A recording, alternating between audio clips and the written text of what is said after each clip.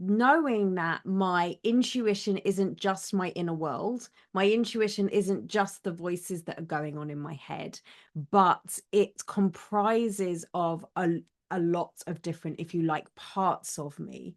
And that each of those parts, those aspects, has a different intuition, the inner teacher.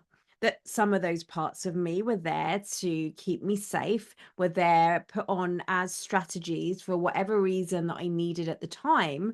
And whilst they all held a reason, they all had a purpose for being there, like the truth was that they weren't always helpful in the moment.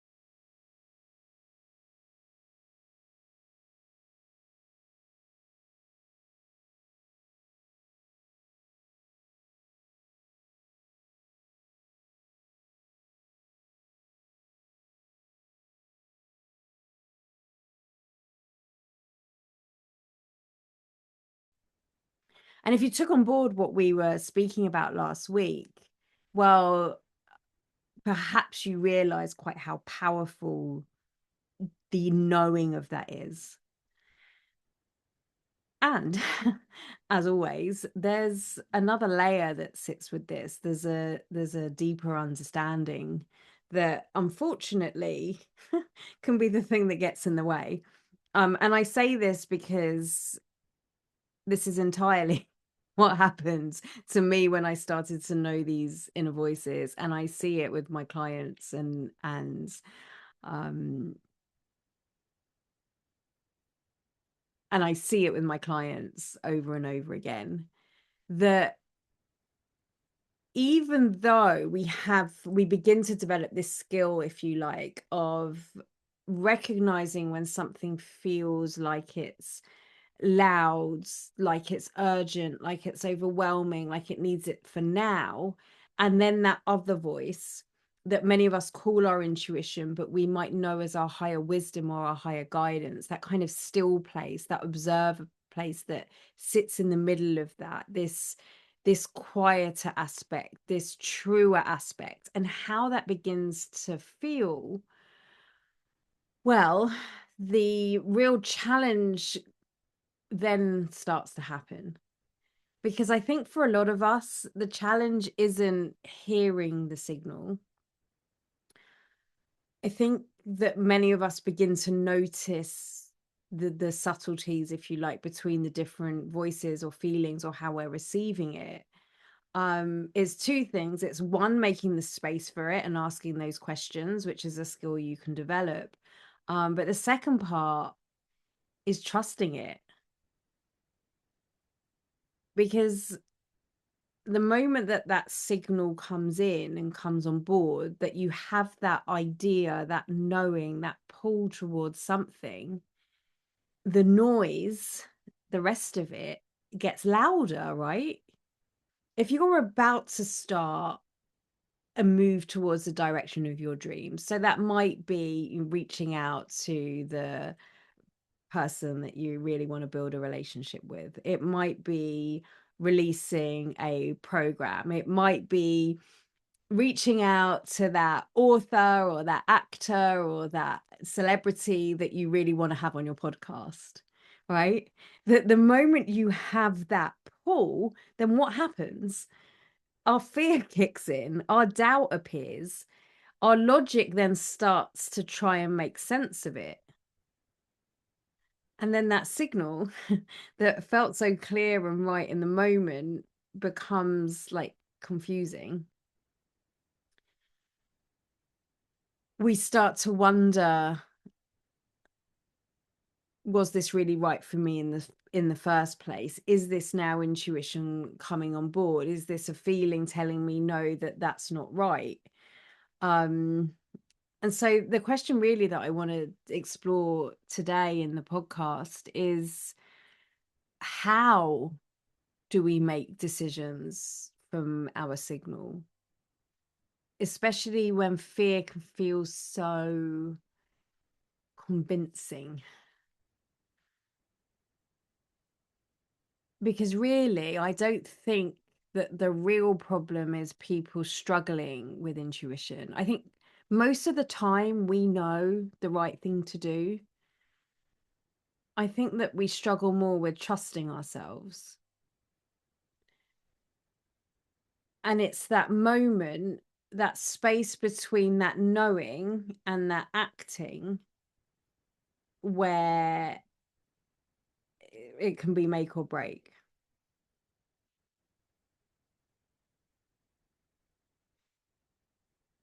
So I suppose for now we can break it down into three voices. Let's keep it simple. We have the signal. So that is that voice, that knowing, that trust, that this is the thing that I want to do. We have our conditioning, which is the patterns and the programs that have been running for so long, since our childhood. And we have the fear, that thing of like, well, these are all the things that can go wrong and might go wrong and probably will go wrong. And so I'm going to deliver them to you here. And the real turning point for me was not just understanding that all three were there. It was, which one am I giving my authority to? Which one of those is ultimately the one that I'm going to go, okay. Now, I remember a long time ago, I was sitting in a workshop. It was quite early on in my journey, and we were setting our intentions. And I remember she went round and asked everybody, what is it that you're intending? And I think it must have been like a new cycle or a new year or something. So it wasn't just the intention for the night, it was the intention, for the rest of our lives, or at least for the moment. And I remember sitting there. I think the words came in and I thought they sound fancy. And I said, I am going to live a soul-led life. And I remember saying it thinking, yeah, that sounds great. And not really realizing the implications of that and what that meant. Now, that was probably coming up to 10 years ago now. And I have to say, it wasn't a case of, well, I'm going to set that intention and that came up from now on. But what that began to develop in me was this relationship with my soul. The first of all, the inquiry of, where would my soul lead me today? What would my soul have me do? And asking that question over and over again. And then really getting into the habit of listening to, well, what is my fear now saying about this? That when the fear voice came up, that feeling in my stomach, that's this the thing that is often very visceral and very real, and just saying to it, okay, like what are we scared of? Like, let's get this out there. And then inviting the soul to come in and witness it, and then noticing, like, this is what I did. You can imagine this almost like this inner boardroom going on. And I would invite my fear to speak to my soul, and my soul would be like, oh, it's cool, we've got this. My soul would be like, oh, it's cool, like, this fear bit, this often, younger version or not as equipped version of me, like, you don't need to do this bit, we've got this, don't worry. And noticing what the soul did to the fears that were coming up, how it reacted. And then doing the same for my conditioning. Oh, but that could never happen to me. Who am I to do this? But whenever this has happened before, blah, blah, blah. Or when I've tried this, oh, yeah, yeah, yeah, I've done that, been there, done that, bought the t shirt, nothing's changed. Again, bringing that into the boardroom and asking the soul to witness it. And what began to change was not necessarily how loud each of the voices spoke or each of the parts of me responded, but more so the authority that I gave them. So more so the credence that I would say, okay, like my fear is important, but you're not in charge of me in this situation. Okay, my conditioning is important, and there's another voice here that has more information than you do.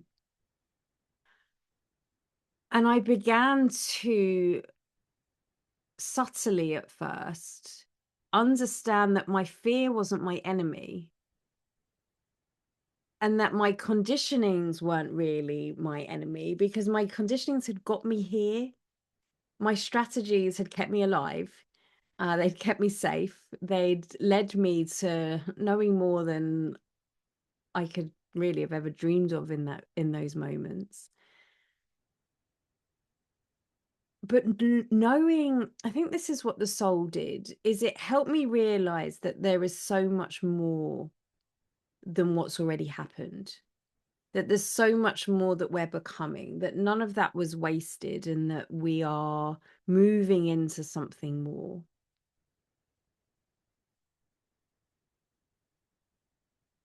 I think before then, and certainly from so many of the teachings that I had, it was, banish fear and banish your ego and all of these quite battleish language around my inner world. That did it not make sense that then my inner world got scared and so spoke louder?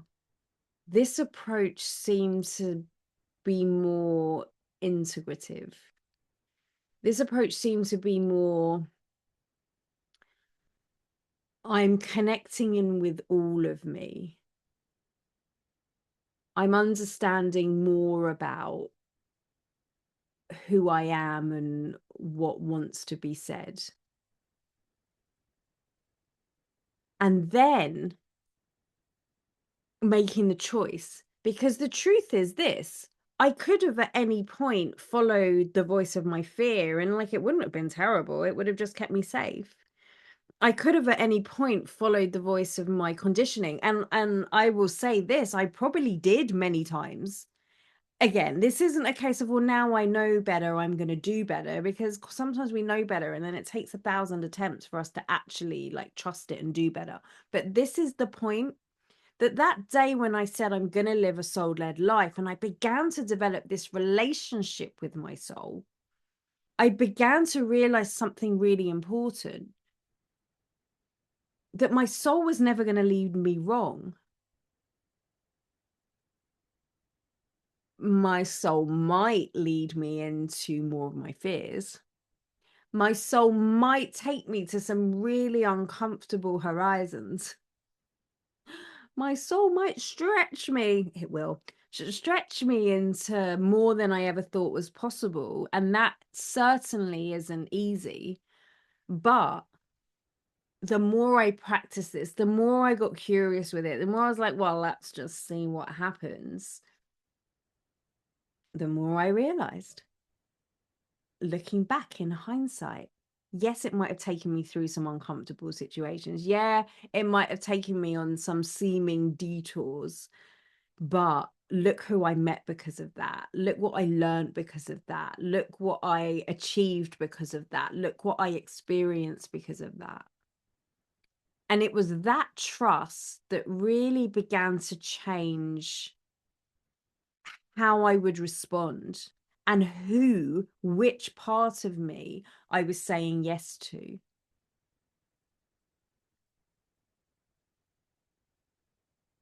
And so this thing of understanding the difference is the first step, because we can't get there if we haven't got here first. We can't know whether or not it's our fear, our conditioning, or our soul speaking to us if we don't begin to understand the difference.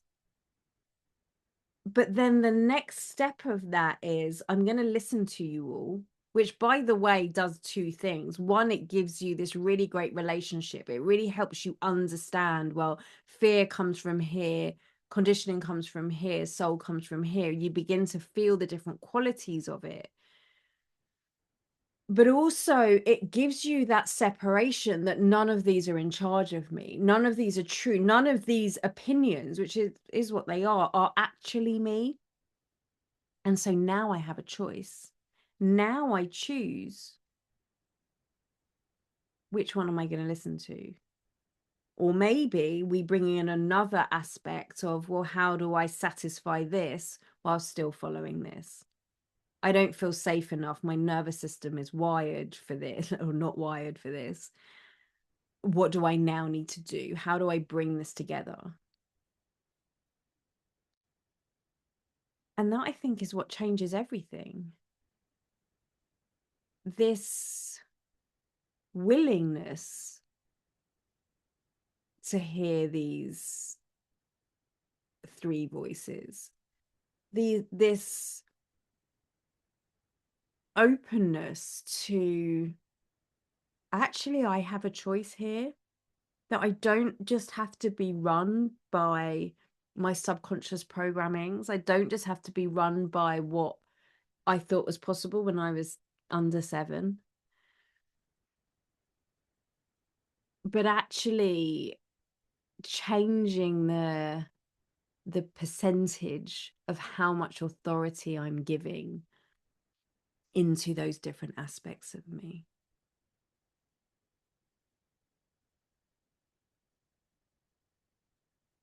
And I wonder if next time you just think about, well, what does my intuition say?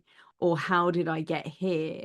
Rather than going down the default route, which is, well, I have an intuition problem. I do not know what my intuition is. I hear this so many times.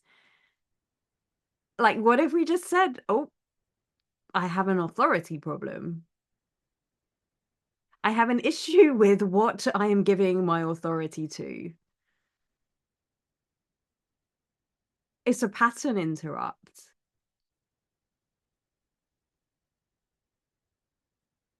It can really help us to take stock of where we are in the moment and go, okay, I see I see it clearly now. I'm pandering to my fears. I'm pandering to my conditioning. I'm pandering to the version of me from 1 year, 5 year, 20 years ago. And now what do I want to do? And maybe it's that. Maybe you want to carry on doing that. And that's fine, if that's fine. Or maybe just for today, you want to give a little bit more authority to your soul. And I wonder, dear listener, when you do that, where your soul will take you to. I will see you on the next episode of the Mystic in Training podcast. Bye for now.